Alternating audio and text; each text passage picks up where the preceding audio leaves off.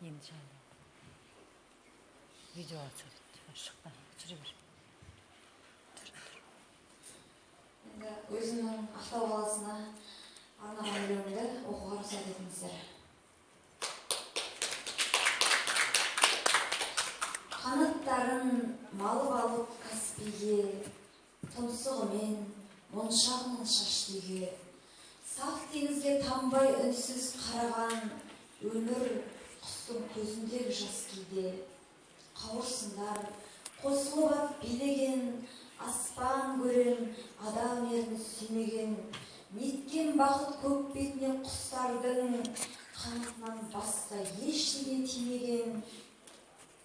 Аққу қонып айдынына таң қылған шағалалар шашу шашып ән жырдан, шатырларда шаттық кешіп жүрді олар, ішегіндей қыл қобыздың тартылған.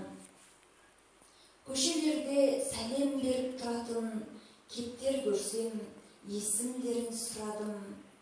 Ғажайыпсың, ғашық еттің мен Ақтау, құс қаласы болсын сенің